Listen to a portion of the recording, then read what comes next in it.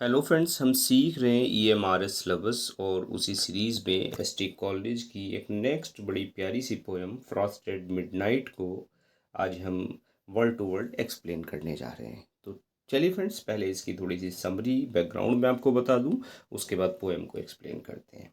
देखिए, पोएम की बात करें तो 1796 में ये पोएम लिखी गई और एक जगह थी स्टॉवी, STOWEY। स्टॉवी नामक जगह पे एक गांव था, वहाँ पे जो कवि थे वो रह रहे थे और अपना जो इनका नवजात शिशु था, इनका जो बेटा था, हार्टले कॉलरिज। स्पेलिंग देख लें, HARTLEY, हार्टले कॉलरिज। तो हार्टले कॉलरिज का जन्म था और ये जो बच्चा था वो इनके पास में ही लेटा हुआ था, सोया हुआ था। तो उसी से कुछ सूक्ष्म विचार इनके मन में घूम रहे थे, इन्हें नींद नहीं आई, तो तब जाके इस पोएम की उन्होंने रचना की। तो अभी अपने बिस्तर में बैठे बैठे अपनी कुटिया से बाहर की ओर देखते हैं, तो क्या देखते हैं, रात को इन्हें को जब बाहर देखा तो चारों तरफ जो फ्रॉस्ट है, यानी जो कोहरा है, धुंध है, वो छाई हुई थी। और उस समय उस धुंध को देखकर कवि स्वयं से कह रहे हैं कि शायद प्रकृति की कोई व्यवस्था है, उसमें कोई गुप्त कार्य जो है वो ये जो कोहरा है, फ्रस्ट है, ये कर रहा है, क्योंकि चारों तरफ गंभीर शांति छाई हुई है। कभी कभी कभी कभार उल्लू के बोलने की जो आवाज़ है वो सुनाई पड़ जाती है। अपने कुटिया के अंदर का वातावरण देखते हैं तो उन्हें क्या दिखता है कि एक बुझती हुई आग में एक पतली नीली लो जो है, ऐसा लग रहा है वो सोई हुई है और उसका प्रकाश जो कंपायमान होता है, उसको देख के कवि उन दिनों को याद करते हैं जब वो क्राइस्ट हॉस्पिटल में यानी लंदन में वो पढ़ा करते थे। और उसके बाद उन्हें जो है वो याद करते हैं कि भाई, मैं जैसे वातावरण में मेरा पालन पोषण हुआ उस लंदन शहर में, मुझे तो केवल आसमान और आसमान में तारों के अलावा मुझे कोई प्राकृतिक आनंद मुझे नहीं मिला। तब कहते हैं कि मैं, जो मेरा बेटा है, इसको मैं ऐसे इस प्राकृतिक वातावरण में मैं पढ़ाऊंगा, इसको पालन पोषण जो है वो इस प्राकृतिक वातावरण में करूँगा। जैसा कि एजुकेशन ऑफ नेचर में आप देखते हैं, लूसी, विलियम वर्ड्सवर्थ का जो कैरेक्टर है वो लूसी को कहते हैं कि प्रकृति के मध्य ये बड़ी होगी। बिल्कुल ऐसा ही एक सिनेरियो यहाँ ऑथर ने क्रिएट किया है।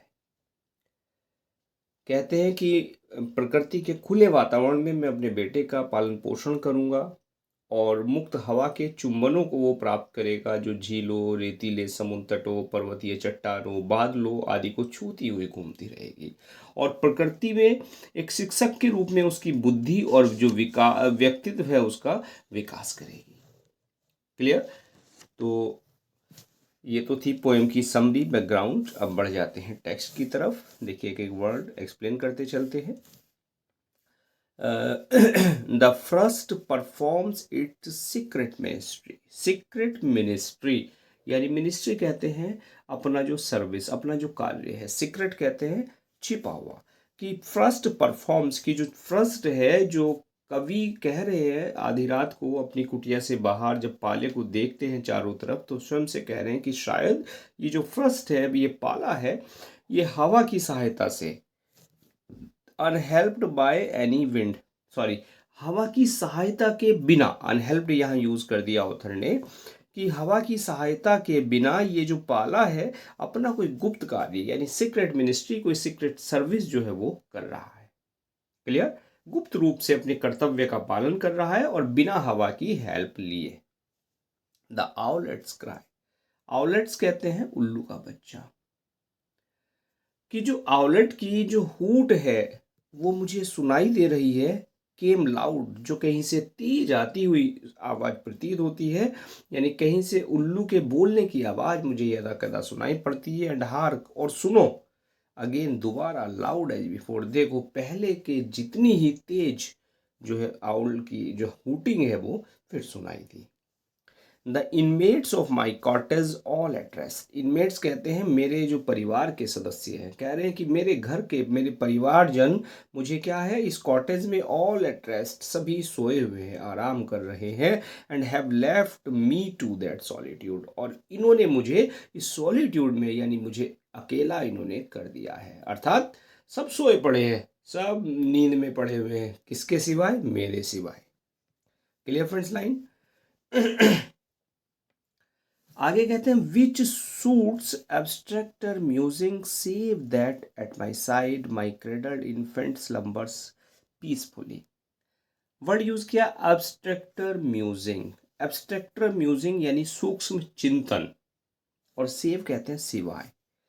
और एक ऐसा वातावरण क्रिएट यहाँ कर दिया है कि जिसमें मैं सूक्ष्म चिंतन कर रहा हूँ, यानी विच सूट्स, जो उचित है सूक्ष्म चिंतन के लिए, यानी एक ऐसा शांत वातावरण सबके सोने से क्रिएट हो गया है जो मुझे एक सूक्ष्म चिंतन जिसमें मैं कर पा रहा हूँ। मुझे सूक्ष्म चिंतन के लिए वो जो निस्तब्धता है, वो शांति है, मुझे सूट करती है।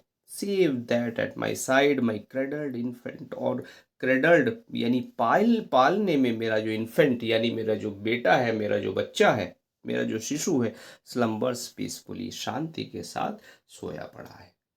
Clear? Tis calm indeed, so calm that it disturbs and vexes meditation with its strange and extreme silentness. And tis calm indeed, और ये जो शांति है, ये शांति वास्तव में सो काम, इतनी शांति दैट इट डिस्टर्ब, इतनी शांति है कि ये मुझे डिस्टर्ब कर रही है। ये जो निस्तब्धता है, ये मुझे क्या कर रही है? मुझे डिस्टर्ब कर रही है, यानी मेरे चिंतन को खंडित कर रही है।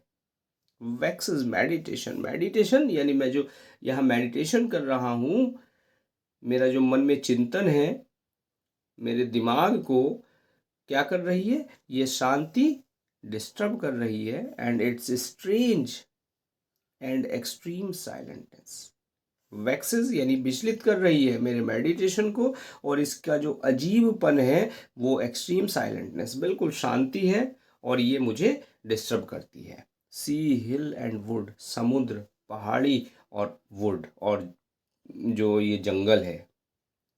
क्लियर?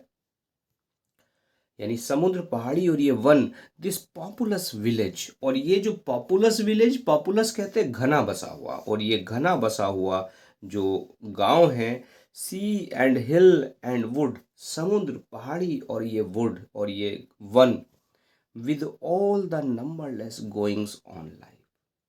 नंबरलेस गोइंग्स यानी नंबरलेस, असंख्य, और गोइंग्स ऑन यानी क्रियाकलाप, और जीवन के असंख्य क्रियाकलाप, इनऑडिबल एज ड्रीम, वो बिल्कुल ऐसे ही इनऑडिबल है, बिल्कुल ऐसे ही उनको नहीं सुना जा सकता जैसे कि सपने होते हैं। यानी वो स्वप्न के समान क्या है? इनऑडिबल है। सभी स्वप्न के समान निस्तब्ध हैं, यानी इनको हम नहीं सुन सकते। क्लियर? कह रहे हैं कि ये समुद्र, ये पहाड़ी, ये वन, ये घना बसा हुआ गांव, ये सभी सोए हुए हैं, इनऑडिबल हैं, और बिल्कुल वैसे ही इनऑडिबल हैं जैसे कि ड्रीम्स होते हैं, जैसे कि सपने होते हैं। यानी ये स्वप्न के समान निस्तब्ध हैं, सभी सोए पड़े हैं। द थिन ब्लू फ्लेम, और एक पतली सी नीली एक ज्वाला, lies on my low burnt fire, और मेरी लो बर्न्ट फायर यानी जो धीमे बुझती हुई मेरी आग है, मेरी अंगीठी की जो धीमे बुझती हुई आग है, उस पर जो मुझे एक थिन ब्लू फ्लेम दिखाई दे रही है, जो एक नीली ज्वाला दिखाई दे रही है। एंड क्वीवर्स नॉट, जो क्वीवर कहते हैं कांपना, हिलना, जो नहीं फड़फड़ा रही है। Only that film which flutters on the great, और केवल यही प्रकाश की परत है, फिल्म कहते हैं प्रकाश पुंज, यही प्रकाश की परत है, विच फ्लिटर्ड, जो फ्लटर कर रही है, जो फड़फड़ा रही है, ऑन द ग्रेट, ग्रेट कहते हैं चूल्हा जो होता है, चूल्हे पर लोहे की जो जाली होती है उस पर। क्लियर? यानी जो चूल्हे की लोहे की जाली पर फड़फड़ा रही है थोड़े समय के लिए, और अभी भी ये फड़फड़ा रही है।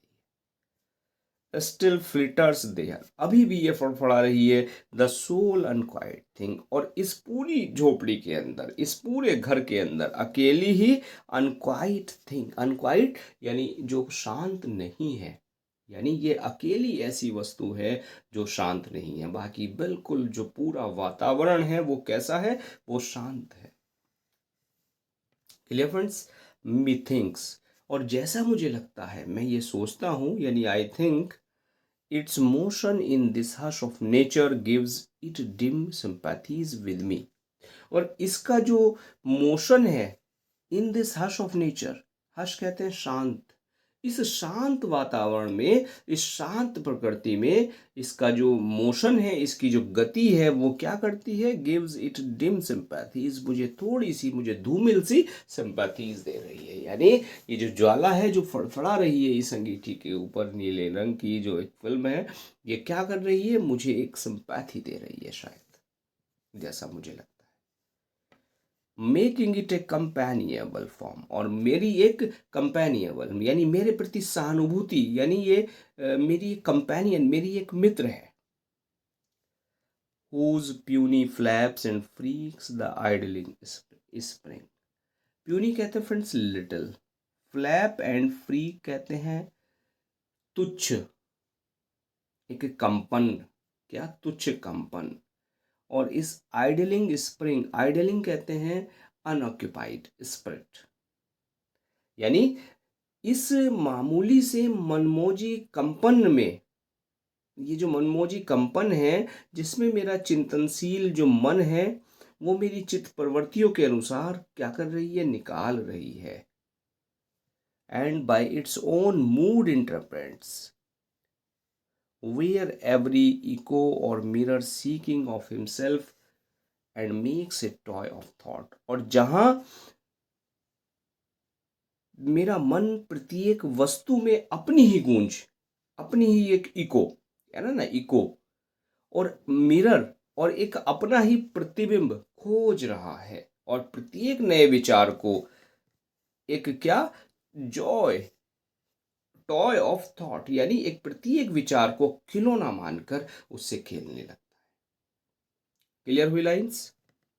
दोबारा समझे, देखिए, whose puny flaps and freaks the idling spirit by its own mood interprets, और यहां पर एक मनमोजी कंपन जो है वो मेरे चिंतनशील जो मन है वो मेरी चित्त की प्रवृत्तियों के अनुसार निकल रहा है, और मेरा मन प्रत्येक वस्तु में अपनी ही जो गूंज है उसमें अपना ही जो प्रतिबिंब है उसको खोज रहा है, और प्रत्येक थॉट को, प्रत्येक विचार को मेरा मन एक खिलौना मानकर खेल रहा है, उससे खेलने लगता है जो भी कोई विचार मुझे आता है। But oh how oft at school, लेकिन बहुधा, अब बात कर लेते हैं वो क्राइस्ट इस हॉस्पिटल की जहाँ वो पढ़े थे, जहाँ उनकी शिक्षा दीक्षा हुई थी।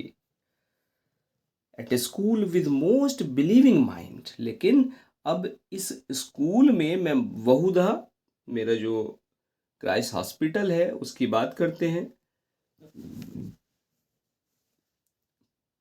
प्रिसेजफुल have I gazed upon the bars, देखिए यहाँ कहता प्रिसेजफुल, हाउ ऑफन कहता प्राय, और प्रिसेजफुल कहते हैं कि ये विश्वास की कोई मिलने अवश्य आएगा। कह रहे कि मैं बहुधा अपॉन द बार्स, उन लोहे की सरियों पर, सलाखों पर, कि मैं बहुधा चूल्हे की उन सलाखों पर, और अजीब से फड़फड़ाते हुए, most believing mind presageful have I gazed upon the bars to watch the fluttering stranger, fluttering stranger यानी अजीब से फड़फड़ाते हुए उस प्रकाश को, अक्सर जो चूल्हे पर, चूल्हे की जो सलाखें हैं उन पर जो प्रकाश फड़फड़ाता था उसको देखने के लिए मैं क्या करता था, मैं उन बार्स पर नजरें गड़ाए बैठा था, यानी मैं उसको घूरता रहता था और ये देखता रहता था, नजरें गड़ाए उन पे रहता था।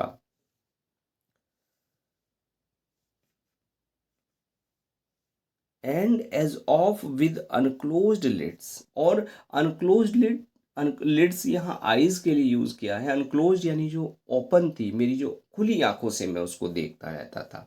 ऑलरेडी हैड आई ड्रीम्ड, और चूंकि पहले से ही मैं एक सपना ये देखा करता था, of my sweet birth place, अपने स्वीट बर्थ प्लेस का, अपने जन्म स्थल की एक सुखद जो स्मृति है उसको मैं देखा करता था, उसका एक सपना मैं देखा करता था। और ओल्ड चर्च टावर, और एक पुराना चर्च का जो टावर था उसको मैं देखा करता था। क्लियर? हुज बेल्स, जिसकी घंटियों की आवाज से the poor man's only music, जिसकी घंटियों की आवाज गरीब आदमियों का अकेला संगीत हुआ करती थी। Rang from morn to evening, जो सुबह से लेकर शाम तक बजती रहती थी।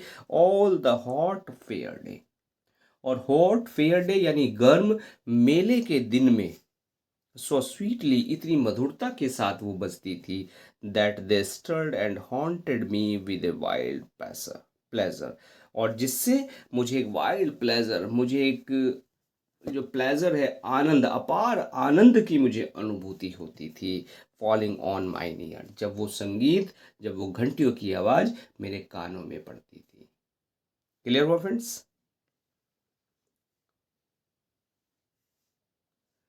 Most like articulate sounds of things to come. Word आया देखिए आर्टिकुलेट। आर्टिकुलेट कहते हैं क्लियर, और एक क्लियर साउंड ऑफ थिंग्स, और एक स्पष्ट जो आवाज़, एक स्पष्ट जो ध्वनि है जो मुझे आती थी, यानी वो जो आवाज़ मैं सुनता था, वो आवाज़ मेरी आत्मा को आनंद से भर देती थी। और वास्तव में मुझे कह रहे हैं ना, sounds of things to come, things to come यानी जो भविष्य में आने वाली चीज़ें हैं, जो भविष्यवाणी करने वाली मुझे स्पष्ट ध्वनियाँ वो प्रतीत हुआ करती थी।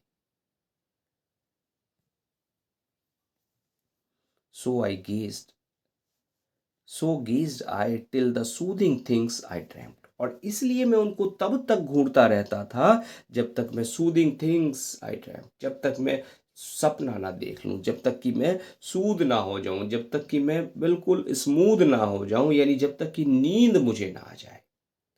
क्लियर? क्योंकि उसके बाद मैं सो जाता था, और जो वो नींद है मेरी, उस सपने को, उस सुखद सपने को और लंबा कर देती थी। Learn me to sleep and sleep prolong my dreams. Clear? Prolong कहते हैं लंबा कर देना, और फिर मैं सो जाता था और मेरे जो सपना था और लंबा हो जाता था। And so I brooded all the following morning. Word क्या देखिए, ब्रूड, ब्रूड कहते हैं थिंक, और फिर एंड सो आई ब्रूडेड, और फिर मैं सोचता था। किसको सोचता था? ऑल द फॉलोइंग मॉर्निंग, अगली सुबह को, अगली सुबह के बारे में सोचता था। Awed by the stern preceptor's face mine eyes fixed with the mock study of my swimming box. और आर्ड भाई यानी मैं डरा रहता था। Stern preceptor's face, stern preceptor कह रहा, स्टर्न कहता कठोर, एक कठोर अध्यापक के चेहरे से मैं डर जाता था। Clear?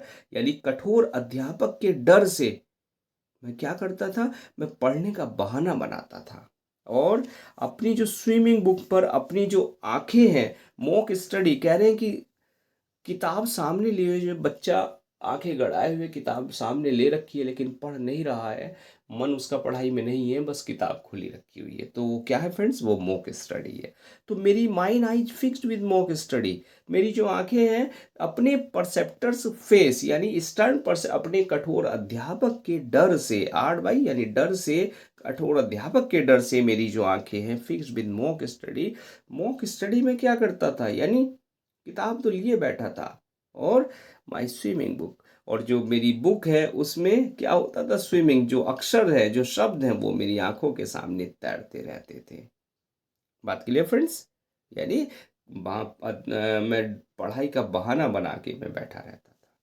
Save it if the door half opened and I snatched a hasty glance, और यदि डोर हाफ ओपन, यदि दरवाजा थोड़ा सा भी खुल जाता था, and I snatched a hasty glance, और जल्दी से मेरी नज़र जो है पड़ जाती थी, तो क्या हो जाता था? And still my heart leaped up, और तुरंत मेरा जो हृदय है वो उछल जाता था।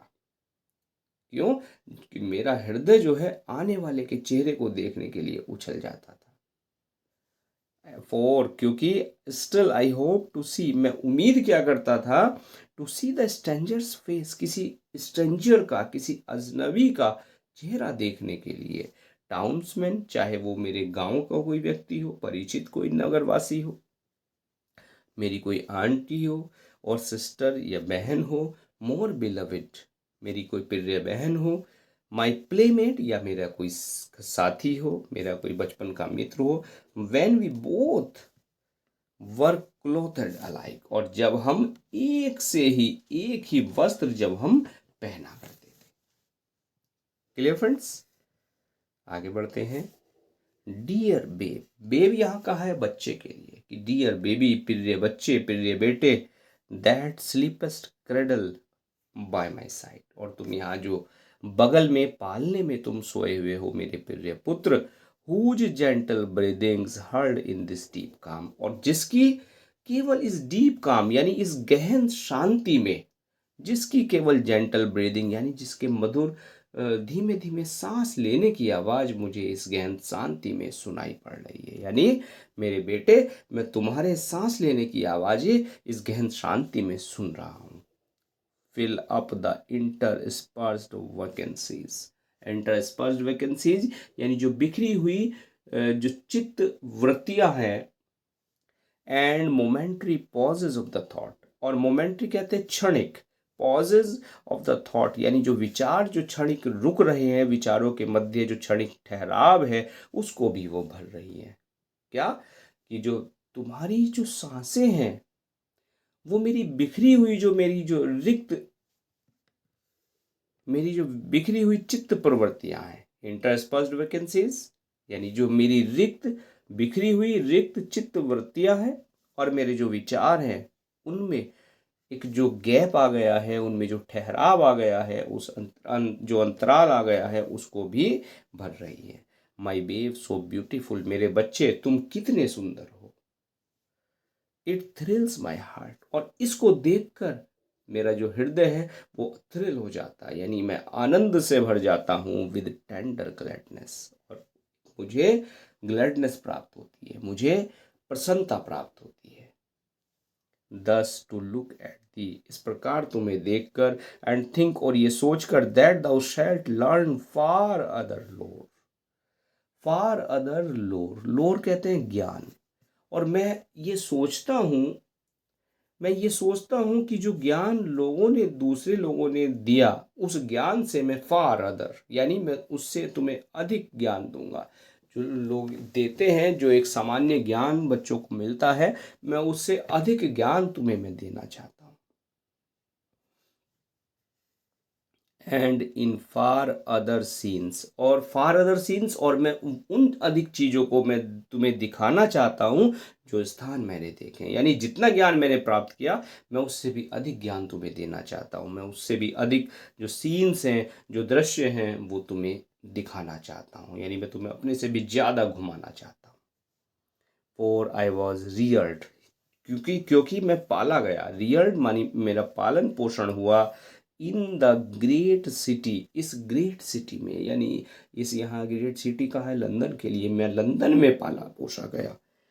Paint mid cloisters dim, pent mid cloisters dim, pent कहते हैं कि मैं विवश था इन, और इस लंदन में, इस शहर में मैं विवश था, मिड क्लास्टर सिटी, अंधेरे कमरे में रहने के लिए। एंड सा नॉट, और मैंने नॉट माने कुछ भी नहीं देखा, एंड आई सी नथिंग, मैंने कुछ भी नहीं देखा, लवली कुछ भी प्रिय नहीं देखा, but the sky and stars, मैंने केवल इस भीड़ भरे लंदन शहर में मैं पाला पोषा गया, मैंने कुछ नहीं देखा सिवाय स्काई के और स्टार्स के, सिवाय तारों के और आसमान के। बट दाओ, लेकिन तुम, माई बे, मेरे बच्चे, शार्ट वांडर लाइक ब्रीज, एक ब्रीज की तरह से, एक हवा की तरह से, एक हवा के झोंके की तरह से तुम वांडर यानी तुम घूमोगे। क्लियर, तुम यात्रा करोगे। बाय लेक्स, कहाँ यात्रा करोगे? लेक्स, झीलों में, सैंडी शोर्स, और जो सैंडी शोर्स यानी रेतीले जो समुद्र तट है उनमें, बीनीथ द क्रैग्स, क्रैग्स कहते हैं ढाल, और पहाड़ियों पे के जो नुकीले चट्टाने हैं, जो ढाल हैं उन पर, ऑफ एंसेंट माउंटेन, प्राचीन पर्वतों के, एंड बीनीथ द क्लाउड्स, और बादलों के मध्य, बादलों के नीचे, which image in their bulk both lakes and shores, कह रहे हैं देखिए, बादलों के मध्य, बादलों के नीचे तुम घूमोगे, ठहरोगे एक हवा के झोंके के समान। Which image in their bulk, bulk कहते हैं जो बादल होते हैं, जब उनमें वाष्प भर जाती है तो वो बल्की हो जाते हैं, उनका जो स्वरूप है वो बदल जाता है। क्लियर, और तुम उन बादलों के मध्य है। बोथ लेक्स एंड शोर्स, जो झील की, समुद्र तट की, माउंटेन क्रेक्स की आकृतियां जो ले लेता है। So shalt thou see and hear the lovely shapes, और तुम देखोगे और हियर, और तुम सुनोगे द लवली शेप्स, उन प्यारी जगह को, उन प्यारी आकृतियों को and sound intelligible of the eternal language, और एक शाश्वत आवाज तुम सुनोगे, एक अनंत भाषा में स्पष्ट अर्थ वाली एक प्राकृतिक ध्वनि को तुम सुनोगे, विच बाय गॉड, जो ईश्वर के मुख से निकलती है, यानी जो सृष्टि के जो रचयिता है, सृष्टि का जो रचयिता यानी ईश्वर है, ईश्वर के मुख से निकलती है। अटर्स यानी निकलती है, कहते हैं ईश्वर, who from eternity doth teach himself in all and all things in himself, और जो ईश्वर है वो अनंत लोक में जब रहते हैं तो वह स्वयं को और सभी वस्तुओं और जीवों को वो आभाषित कराते हैं, क्योंकि वो सभी जीवों और वस्तुओं के निज विराट स्वरूप में समाये हुए। कौन? ईश्वर, ग्रेट यूनिवर्सल टीचर, क्योंकि जो ईश्वर है, जो प्रकृति है, वो क्या है? एक यूनिवर्सल यानी एक विश्वव्यापी, एक महान विश्वव्यापी शिक्षक है। ही शैल माउल्ड द स्पिरिट, और वही तुम्हारी आत्मा को एक सांचे में ढालेंगे, ज्ञान के सांचे में ढालेंगे। And by giving make it ask, और इसी से तुम्हें प्रकृति में एक सुखद संगीत जो है वो प्राप्त होगा। देयर फोर, और इसी प्रकार all season shall be sweet to thee, सभी सीजन यानी सभी जो ऋतुएं हैं वो क्या होंगे? तुम्हारे लिए मधुर प्रतीत होंगी। वेदर द समर, चाहे वो समर हो, cloth the general earth with greenness, जो क्लोथ द जनरल अर्थ, जो पृथ्वी को क्या करती है?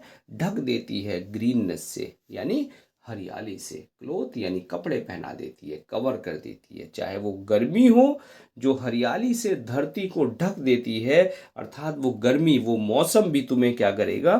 तुम्हारे हृदय को आनंद से भर देगा। और चाहे द रेड ब्रेस्ट सिट, चाहे वो रेड ब्रेस्ट जो चिड़िया सिट, जब वो बैठती है और गाती है, बिटविक्स द टर्फ ऑफ स्नो, बिटविक्स कहते हैं between the turf of snow, snow covered यानी जो स्नो का एक लेयर है, यानी स्नो की बर्फ की जो चादर है उसके बीच, on the bare branch of mossy apple tree, bare branch एक नंगी शाखा पर, मॉसी यानी जिस पर जो मॉस लगे हुए हों, यानी जिस पर काई से ढकी हुई जो शाखा हो, एप्पल ट्री जिस पर जो बर्फ से जमी हुई, काई से ढकी हुई शाखा हो, किसकी? पेड़ की, सेब के वृक्ष की पत्ती रहित शाखा हो, उस पर जब रेड ब्रेस्ट जो पक्षी है वो बैठता है और गाता है। वाइल द नाय, और जबकि जो नाय थैज्ड स्मोक्स इन द सन था, और जब थैज कहते हैं छप्पर को, स्मोक्स इन द सन था, और जब छप्पर के ऊपर जमा जो हिम है वो सूर्य की था कहते हैं पिघलाना, जो सूर्य की पिघलने वाली गर्मी के कारण भाप बनकर ऊपर उठता हुआ होगा। वेदर द केव ड्रॉप्स कहता है कि सॉरी ईव ड्रॉप्स कहता है कि जो वाटर ड्रॉप्स हैं, कि जो वाटर ड्रॉप्स हैं चाहे fall heard only in the trenches of the blast, trenches कहते हैं निंद्रा की अवस्था में, ऐसी अवस्था में जिसमें हमें नहीं पता होता कि हमारे आसपास क्या हो रहा है। ब्लास्ट कहते हैं एक विस्फोट, स्टॉर्म।